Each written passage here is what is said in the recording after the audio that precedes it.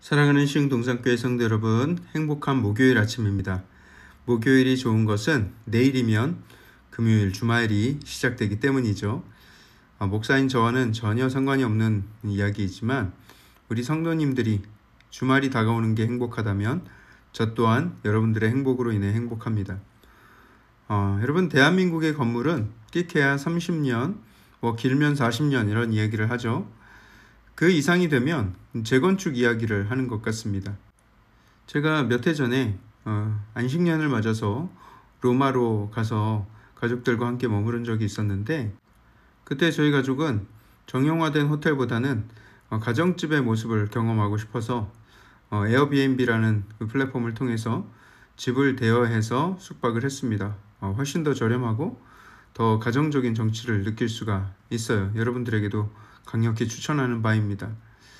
근데 로마에서 숙소를 정하고 그 집의 주인을 만나서 이런저런 설명을 듣는데, 제가 집이 몇 년 된 집이냐고 한번 여쭤봤어요. 그러자 그 주인이 우리 집은 상당히 최근에 지어진 집이다 라고 하면서 신축 건물이라는 것을 자랑하였습니다. 그래서 얼마나 되었는데요? 하고 물으니까 350년이라는 예상치도 못한 숫자를 저희에게 말했습니다. 저와 저희 아내는 깜짝 놀랐죠. 역시 로마는 로마구나. 건물 외관은 옛날 건축 양식을 그대로 가지고 있으면서 건물의 내부는 완전히 모던하게 인테리어를 했는데, 그래서인지 저희는 그렇게까지 오래된 건물이라고는 상상도 하지 못했기 때문이죠. 예전에 한 드라마에서 이런 대사가 있었습니다. 건축 구조 기술사로 일하는 주인공 이선균 배우의 말이었는데요. 워낙 명대사라 인터넷에도 많이 떠 있습니다. 제가 이선균 성대모사를 할 수도 있지만 여러분들의 집중력을 크게 저하시킬 우려가 있기 때문에 그렇게 하지는 않겠습니다. 이런 내용이에요. 모든 건물은 외력과 내력의 싸움이다. 바람, 하중, 진동, 있을 수 있는 모든 외력을 다 계산하고 따져서 그보다 세게 내력을 설계하는 것이다. 인생도 어떻게 보면 내력과 외력의 싸움이고, 무슨 일이 있어도 내력이 있으면 버틸 수 있다. 그렇습니다. 세상에 아무리 거센 풍파가 일어도, 또 아무리 외력이 강해도 내력이 단단하면 무너지지가 않습니다. 그런데 그 내력은 어디에서 어떻게 생기는 것인가? 성령으로 충만하고 은혜로 충만할 때 이 세상이 감당할 수 없는 내력이 생기게 되는 줄 믿습니다. 주님 주시는 강한 내력으로 이 세상을 이기며 승리하며 살아가는 저와 여러분들 되길 축복합니다. 자, 그럼 오늘 2022년 6월 2일 목요일 시동을 위한 메시지 지금 시작합니다. 오늘 우리에게 주시는 하나님의 말씀은 사무엘상 16장 1절에서 23절의 말씀입니다. 사무엘상 16장 1절에서 23절의 말씀. 사울은 두 번의 큰 사건을 통해서 그가 이미 하나님을 떠났다는 사실을 증명했습니다.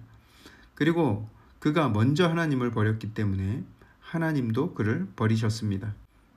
한편 사울을 왕으로 기름 부은 사무엘은 깊은 시리에 빠져 있었습니다. 처음 청년 사울과 지붕 위에서 밤새도록 하나님 나라를 꿈꾸며 담소를 나누던 사무엘이었죠.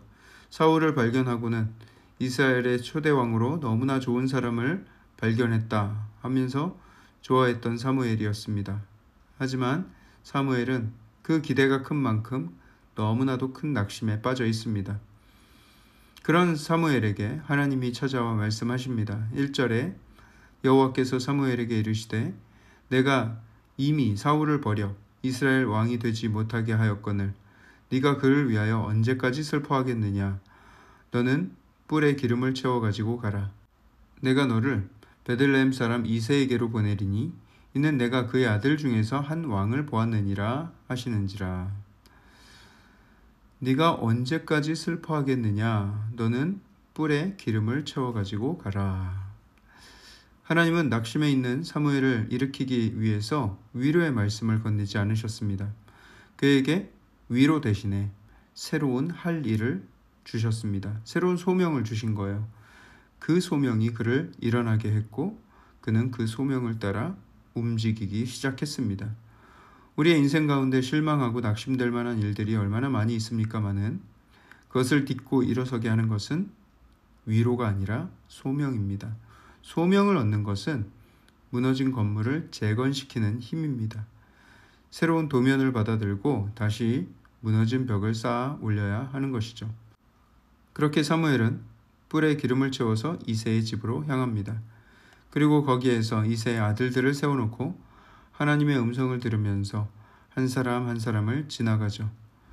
첫째 아들 엘리압을 보면서 사무엘은 감탄했습니다. 딱 봐도 왕에 어울리는 외모를 지녔기 때문이죠. 내가 왕이 될 상인가 하고 기대하고 있었을 것입니다. 하지만 하나님께서는 그가 아니다 라고 말씀하십니다. 그리고 다른 아들들도 다 아니다 말씀하셨어요. 아니 그럼 도대체 왜 이 집에 보내셨는가?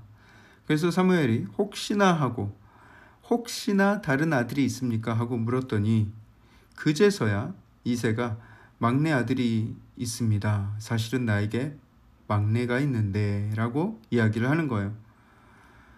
그렇게 다윗이 집에 도착하였을 때 사무엘이 다윗의 첫 인상을 보고 이렇게 표현하죠. 12절에 그의 빛이 붉고 눈이 빼어나고 얼굴이 아름답더라. 사울을 선택할 때에도 사울의 외모를 칭찬했습니다. 엘리압에게 기름을 부을 뻔한 것도 그의 키와 용모 때문이었어요. 그런데 하나님은 키와 용모를 보지 않으시고 중심을 보신다 말씀을 하셨습니다. 그런데 다윗을 보았을 때 또다시 이런 외모에 대한 찬사는 좀 너무하지 않은가? 그렇게 당하고도 그렇게 아니라고 하는데도 또 외모에 대한 이야기인가? 하지만 우리가 방금 읽었던 그 구절을 자세히 들여다보면 그것은 단지 키와 용모를 말하는 것이 아니라는 것을 알 수가 있습니다. 얼굴이 잘생기고 코가 오똑하고 이런 걸 말하는 것이 아니에요. 그의 빛이 붉고 눈이 빼어나고 얼굴이 아름답더라. 다윗에게 느껴지는 빛에 대한 이야기를 하고 있는 것입니다. 전문 용어로 아우라라고 하죠. 빛이 나고 지혜가 느껴지고 자신감이 느껴지는 아우라. 누가 봐도 내력이 상당한 아이가 나타난 것입니다. 이 아이는 어디에서 이런 강한 내력을 지니게 되었는가? 그는 빈들에서 양들을 먹이면서 늘 수금을 연주하며 하나님을 찬양하였습니다. 넓은 자연이 그에게 선생님이었고 그는 어린 나이에서부터 말씀을 알고 또 인생을 묵상하였던 것이죠. 자신에게 맡겨진 양치기의 일에 최선을 다해 감당했습니다. 사자와 곰이 나타나면 목숨을 다해 싸울 정도로 말이죠. 부모의 무관심이 있었고 형들의 천대가 있었고 어쩌면 가정학대 수준이었지 않은가. 하지만 어린 다윗은 불평과 원망보다는 하나님을 찬양하는 것을 선택했습니다. 하나님 안에서 위로를 얻고 하나님이 주시는 지혜와 용기를 쌓아갔습니다. 그리고 그것이 그를 버티게 하는 내력이 되었습니다. 한편 왕궁에서는 사울 왕의 마음에 하나님의 영이 떠났습니다. 하나님의 영이 떠나고 나니까 이제는 악령이 그의 마음을 부리기 시작하였습니다. 예전에 단순한 불순종의 문제였다면 이제는 영적인 문제, 정신적인 문제로 불거지게 된 것이죠. 성령으로 충만한 삶을 살아가는 것은 이처럼 중요합니다. 사탄은 빈자리를 파고드는 것을 굉장히 좋아합니다. 우리 마음에 빈틈이 있는 것을 그냥 놔두질 않는 거예요. 불교에는 마음 비우기의 개념이 있습니다. 생각을 비우고 마음을 비우고 무념무상의 상태. 하지만 우리 기독교에서는 비우는 데서 그치지 않습니다. 그 빈자리를 거룩하고 건강한 것으로 채우고 성령의 충만함을 입을 것을 말씀하십니다. 왜냐하면 빈자리는 항시 집요한 사탄의 유혹이 있기 때문입니다. 자, 그렇게 악령 때문에 잠 못 이루는 사울이 자기 옆에 수금을 타줄 사람을 찾았는데 어디 듣도 보도 못한 다윗이라는 이름이 사울의 귀에 들리기 시작했습니다. 베들레헴 시골 구석에서 수금을 타며 양을 치던 다윗을 그 왕궁에서 어떻게 알았을까? 아마도 왕궁과 관련된 인물이 그 빈들을 지나다가 수금을 타면서 찬양하고 있는 다윗을 본 것이 아닌가, 그런 상상을 하게 돼요. 다윗의 그 내력, 그 아름다운 빛은 그냥 베들레헴의 그 시골의 빈들에 그냥 머물러 있지 않고 멀리 퍼져나갔던 것이죠. 사랑하는 성도 여러분, 중심을 보시는 하나님이십니다. 우리의 내면에는 그리스도를 믿는 믿음을 통해서 큰 빛을 이미 얻게 되었습니다. 예수 그리스도를 믿음으로 우리 안에 성령께서 임하게 되었고, 그로 인해 우리의 내력이 탄탄해졌습니다. 밝은 빛을 얻게 되었습니다. 이제 기쁨과 감격으로 늘 하나님을 찬양하며 살아간다면 그 빛은 세상을 변화시키는 빛으로 존귀하게 사용될 줄 믿습니다. 그 아름다운 빛을 세상에 환히 비추게 되는 아름다운 한날 되길 주님의 이름으로 축복합니다. 사랑의 하나님, 우리가 이 험한 세상, 이 외력으로 가득한 세상을 살아가는 가운데 예수 그리스도를 만나 강한 내력을 얻게 하신 것을 감사합니다. 이제는 우리는 그 어떤 풍파도 견딜 수 있는 내력이 있고 하나님 주시는 큰 힘이 있는 줄 압니다. 이제는 이 힘이 우리의 빛이 되어 세상을 비추고 세상에 소망을 전하는 삶을 살게 하여 주시옵소서. 오늘 하루를 온전히 주님께 맡깁니다.